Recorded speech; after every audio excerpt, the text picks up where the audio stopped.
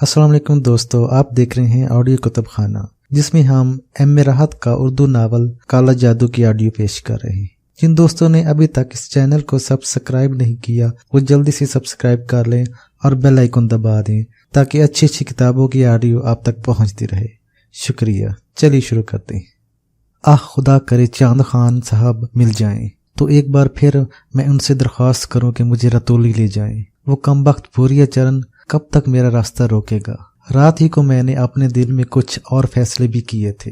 ये अंदाजा तो मुझे हो ही गया था कि मैं 5 माह तक ज़हनी अदम तवाज़ुन का शिकार रहा था और ये वक्त आलमी दीवानगी में गुजरा होगा। लेकिन ये भी बड़ी अच्छी बात थी। रमा रानी ने ये सब कुछ किया था मेरे लिए, बेलौस बेगर्ज। वो जो कुछ भी थी, माँ का जज्बा उभरा था इनके दिल में। जानवर तक इस जज्बे में खोड़ नहीं रखते, वो तो इंसान थी। चुनाचा अब कोई ऐसी बात नहीं रह गई थी जिससे परहेज करता।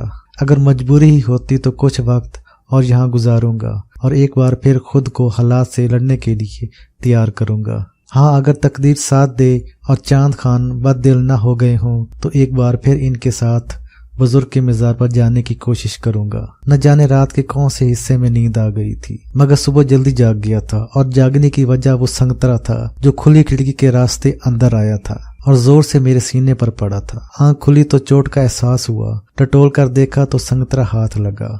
यहाँ तो हर चीज से खौफ खाने की आदत पड़ गई थी। संगतरा पकड़े उठ गया। खौफजदा नजरों से चारों तरफ देखा। खुली खिड़की नजर आई और कदम इस तरफ बढ़ गए। खिड़की के आगे गली थी और गली के दूसरी तरफ एक इमारत और इमारत में इस जैसी ही खिड़की और खिड़की में एक सफेद साड़ी, सफेद चेहरा, घटाओं जैसे बेपनाह बाल जो नीचे न जाने कहां तक चले गए थे। इसने दोनों हाथ जोड़कर माथे से लगाए। मुझे ही मुखातिब किया गया था और हिंदू तरीके से मुझे ये सलाम किया गया था, मगर मुझे क्यों? इसी वक्त अकब से दरवाजा पीटा जाने लगा और मैं उछल पड़ा। दरवाजा जिस जोर से पीटा जा रहा था इसमें बड़ा ही जानी अंदाज था। शायद फिर कोई मुसीबत आ गई, फिर कोई नया खेल। सामने वाली लड़की कुछ इशारे कर रही थी। मेरी समझ में कुछ नहीं आया। आखिर मैं वहशतज़दा अंदाज में खिड़की के पास से हट आया और दरवाजे पर पहुंच गया। फिर दरवाजा खोल दिया। किशना थी, दुली निखरी किशना। दरवाजा क्यों बंद किया था? वो गुराई। मैं मुंह खोल कर रह गया। बोलो, दरवाजा क्यों बंद किया था? काका क्या हो गया? मेरे मुंह से खौफजदा सी आवाज निकली। अंधे हैं ना आप साहब? क्यों अंधे हैं? वो मुझे धक्का देकर अंदर घुस आई। इधर उधर देख रही थी। इससे पहले कि मैं कुछ बोलता वो बोली, क्या फेंका था इसने? बताओ। निशाना बांध कर फेंकी थी। ये मैंने संगतरा सामने कर दिया। संगतरा, इसने मेरे हाथ से छीन लिया। फिर गुराई। तो ये होता है सुबह ही सुबह यूं जगाया जाता है। पागल हो तुम। सारे खेल अच्छी तरह जानते हो और बने हो पागल। मैं बताऊं पागल चाची है, समझे? पागल हम सब हैं। तुम ठीक हो, बिल्कुल ठीक। मामा मैं मेरी हल्क से बामुश्किल निकला। चलो फेंको इसे गली में, मेरे सामने फेंको। वो मुझ पर झपटी और मैं खिड़की की तरफ दौड़ा। मैंने संगतरा गली में फेंक दिया। सामने वाली खिड़की बंद हो चुकी थी। अब वहां कोई न था। किशना मेरे पीछे थी और मैं होनकों की तरह इसका चेहरा देख रहा था। ये सब कुछ इस तरह अंदाज में ही हुआ था। दरअसल सोकर जागा था, हवास बहाल नहीं हुए थे। फिर जिस ज़हनी बहरान से गुजर रहा था इसमें कुव्वत इरादे कुछ न रह गई थी। चुनाचा किशना ने जो रवैया इख्तियार किया था इससे मरगूब हो गया और इसी कैफियत ने मेरी दीवानगी का भरम रख लिया। मगर ये किशना साहिबा, इनका अंदाज क्या कह रहा है? वो अब भी शोलाबाज निगाहों से मुझे देख रही थी। क्यों खोली थी तुमने खिड़की? मैंने नहीं खोली थी, हवा से खुल गई होगी, इसने तंजिया अंदाज में कहा। हाँ शायद। आंखें फोड़ दूंगी तुम्हारी, टेंटवा दबा दूंगी, समझे? इसने गुराते हुए कहा। रमा रानी अचानक कमरे के दरवाजे से अंदर दाखिल हुई थी। इन्होंने शायद किशना की आखिरी अल्फाज सुन लिए थे। क्या हुआ? क्या बात है किशना? कुछ नहीं, वो झटकेदार लहजे में बोली और पलट कर जाने लगी। रमा रानी ने इसकी आसीन पकड़ ली। ये तो मुझसे बात कर रही है। दिमाग में खुश्की हो गई है क्या? वो शक न था। क्या समझती है खुद को? बहुत खूबसूरत है। वो सबको पागल बना देती है। बेचारे पागल के पीछे क्यों पड़ गई है? और ये इसके इशारे पर कैसे होश में आ जाता है? इसका हर इशारा कैसे समझ लेता है?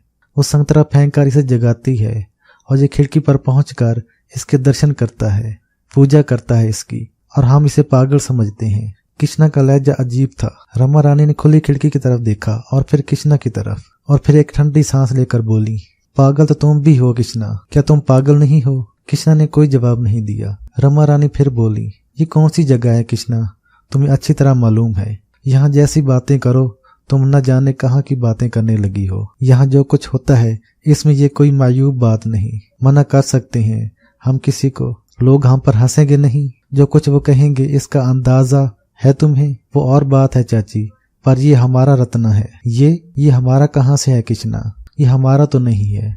त्रिवेदी जी की बात भूल गई, कहते थे अपना माजी भूल गया है, इसे माजी याद आया तो हमें भूल जाएगा। रोक सकोगी इसे, रह सकेगा ये इस अजनबी माहौल में, और इसे तुम शिकंजों में जकड़ना चाहती हो। ये न हमारा है न शकनता का, और फिर क्यों दूसरों से लड़ती हो। जाओ कृष्णा, होश से काम करो, मेहमानों से ऐसी बातें नहीं करते। कृष्णा ने कुछ कहना चाहा मगर कह न सकी। एक लम्हे रुकी, फिर घूरा, फिर बाहर निकल गई। रमा रानी खामोशी से खड़ी मुझे देखती रही। इनके चेहरे पर गम के तासर नजर आ रहे थे।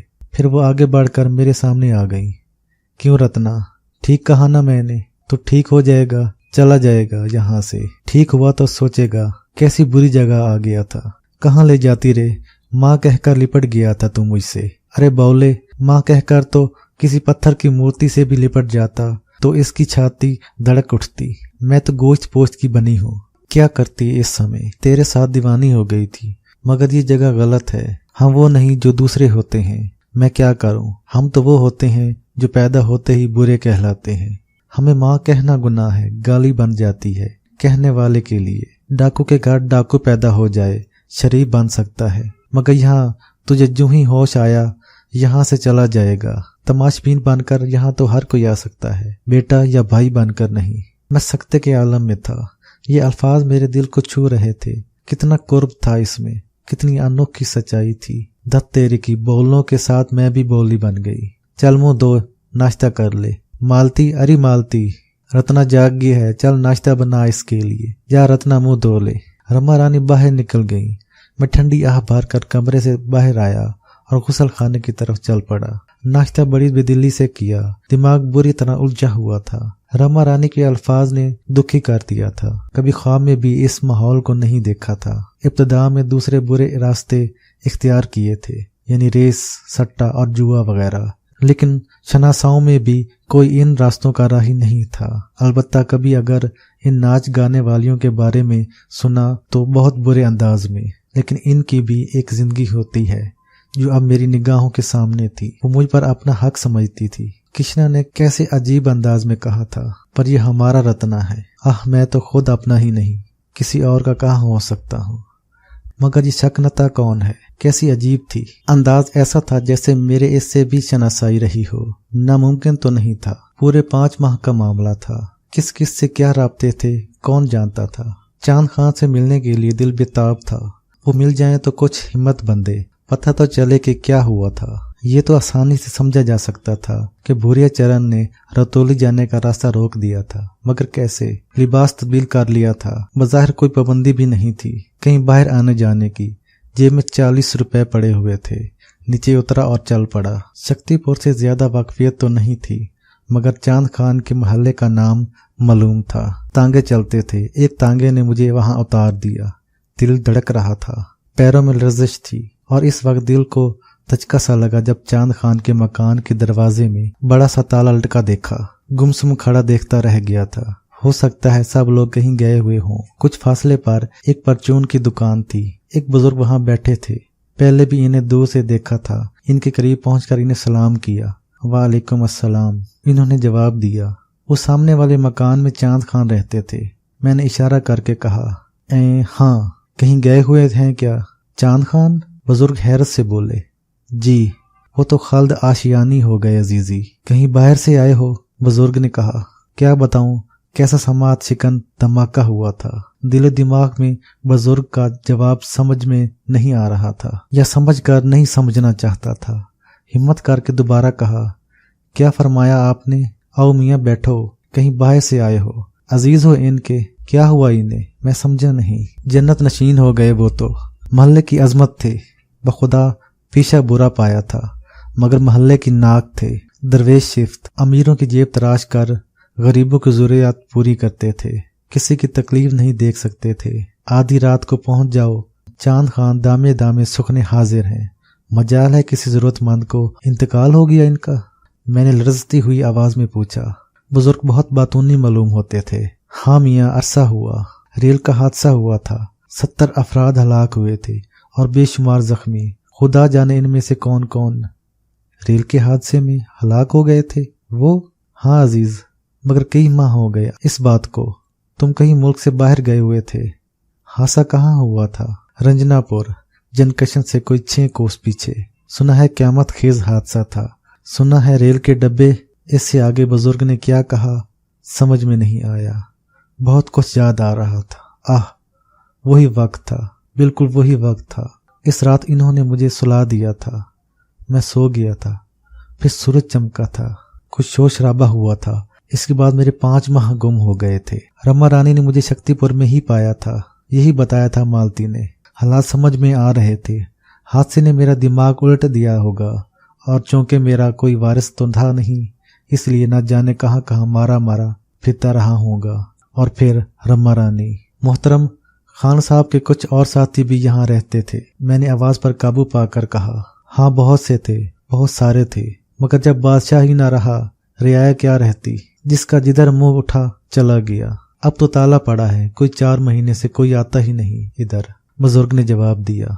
आखिरी उम्मीद भी टूट गई थी। चांद खान साहब के बारे में तो अंदाजा हो गया था, बेचारे मेरी ही वजह से मौत की नींद में जा सोए। जलील भूरिया चरण इस तावीज की मौजूदगी में खान साहब को तो कोई नुकसान नहीं पहुंचा सका, लेकिन रेल का हादसा बिला वजह ही तो नहीं हुआ होगा। जरूर इसमें इसकी कोई भी चाल होगी। आह, कितने लोग मारे गए मेरी वजह से।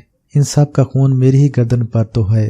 अगर मैं बुरे रास्तों का इंतखाब न करता, अगर गलाजत की तलाश में कदम आगे न बढ़ाता, जिंदगी को इस अंदाज में गुजारने की कोशिश करता जैसे इस दुनिया में रहने वाले नेक नाम लोग गुजारते हैं, तो ये सब क्यों होता।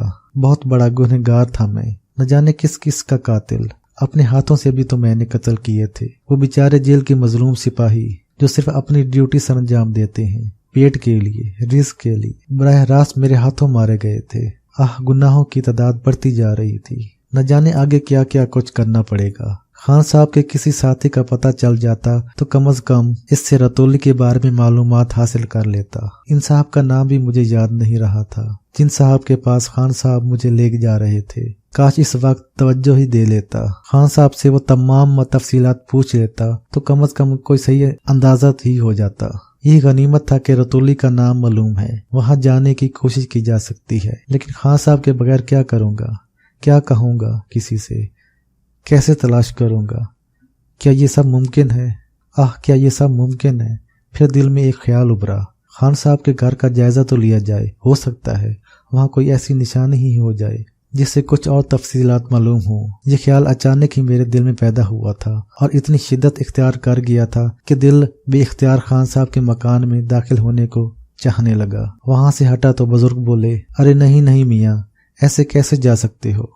गन्ने का रस मंगवाता हूँ तुम्हारे लिए, 2 गिलास पियो, दिल ठंडा हो जाएगा। बड़ी बुरी खबर सुनाई है हमने तुम्हें, लेकिन तज्जब है 5-5.5 महीने हो गए इस वाकये को, तुमने खबर ही न ली। आखिर इससे तुम्हारा क्या रिश्ता था। इन बातूनी बुजुर्गों को बड़ी मुश्किल से टाला, गन्ने के रस से माजरत की, झूठ बोलना पड़ा था इस सिलसिले में। इन्होंने चाय की पेशकश भी की, लेकिन बस जान छुड़ाकर वहां से हटा था। दिल पर एक बार फिर गम के पहाड़ टूट पड़े थे। ये एहसास दिल से दूर नहीं हो रहा था कि चांद खान जैसा मुखलिस आदमी मेरी वजह से हलाकत का शिकार हुआ। मकान के करीब पहुंचा, सामने से गुजरा, बगली सिमत आ गया। दूसरे मकानात में गिरा हुआ था ये मकान। अलबत्ता 6 मकान आगे जाकर रास्ता दूसरी जानब मुड़ जाता था और यहाँ से खान साहब के मकान के पिछले अहाते में पहुंचा जा सकता था, जिसे मैंने देखा हुआ था। पतली सी गली थी और गैर आबाद रहती थी। फिर अहाते की दीवारें भी इतनी ऊंची नहीं थीं कि इन्हें अबूर न किया जा सकता। वैसे अहाते के पिछले हिस्से में एक छोटा सा दरवाजा भी था, लेकिन वो भी शायद अंदर ही से बंद था। इधर उधर देखा और ये जायजा लेने के बाद कि कोई मेरी जानब मुतवज्जह नहीं है, अहाते की दीवार पर चढ़कर अंदर कूद गया। जगह जगह घास उगी हुई थी, काफी बड़ी बड़ी हो गई थी। रात की रानी के पौधे मुरझा गए थे। खान साहब को फुलवारी लगाने का शौक था। उकबे हिस्से में तरह तरह के गमले रखे हुए थे, सब के सब इसी तरह थे, लेकिन मुरझाए हुए। मकान पर हौलनाक वीरानी बरस रही थी। इस वक्त जब मैं जहाँ था, खान साहब की मौजूदगी में ये मकान बड़ा पुररौनक रहता था। इनके शागिर्द हंसी मजाक करते रहते थे, कहकों की आवाजें उभरती रहती थी। खान साहब का अंदाज इनके लिए मुशफकाना होता था। अब ये सारी चीजें मौजूद नहीं थी और एक अजीब सी वीरानी हर शय पर छाई हुई थी। आगे बढ़ा और अंदरूनी हिस्से में दाखिल हो गया। मकान का सारा सामान गालबन निकाल लिया गया था और अब वो खाली पड़ा था। खान साहब के कमरे में दाखिल हुआ। वसी व अरीज कमरा, कोने में बिछा हुआ तख्त, एक जाने पड़ी हुई मुसहरी, ये चीजें मौजूद थीं। मुसहरी पर अलबत्ता बिस्तर नहीं था। दीवारें नंगी कर दी गई थीं। खान साहब जगह जगह नजर आ रहे थे। हर सरसराहट पर यह एहसास होता था कि अब कोई आवाज सुनाई देगी, लेकिन कुछ नहीं था। जो तसव्वुर लेकर इस घर में दाखिल हुआ था, यहाँ आते ही सब कुछ खत्म हो गया था। फिर इस वीरान खंडर में अब मुझे क्या मिल सकेगा? किसी ने कुछ नहीं छोड़ा था। गर्दन झटकी, मायूसी ने दिल में घर कर लिया था। बोरिया चरण अभी तक मुझ पर हावी था। जो कुछ इसने कहा था वो कर दिखाया था। कमबख्त किसी को सुकून से नहीं जीने देगा। सुकून तो खैर क्या ही मिलता, जीना भी इतना मुश्किल हो गया था कि नाकाबिले बयान। वो कमरा याद आया जिसमें खान साहब ने मुझे ठहराया था और जो एक रात अजीब होलनाक हादसे का शिकार हुआ था। कदम इस जानब उठ गए और मैं इस कमरे के सामने जा पहुंचा।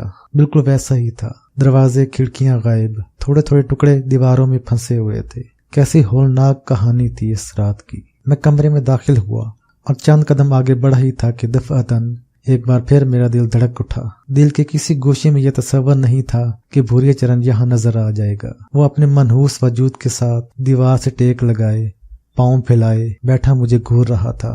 वही बड़ी बड़ी आंखें, वही हौलनाक शक्ल। मैं सख्ते के आलम में इसे घूरता रह गया। एक लम्हे के लिए एहसास हुआ था कि कहीं मेरा ये वहम नहीं है, लेकिन दूसरे लम्हे इसकी आवाज सुनाई दी, आजा आजा, तेरा ही इंतजार कर रहे थे हम। कैसी गुजर रही है।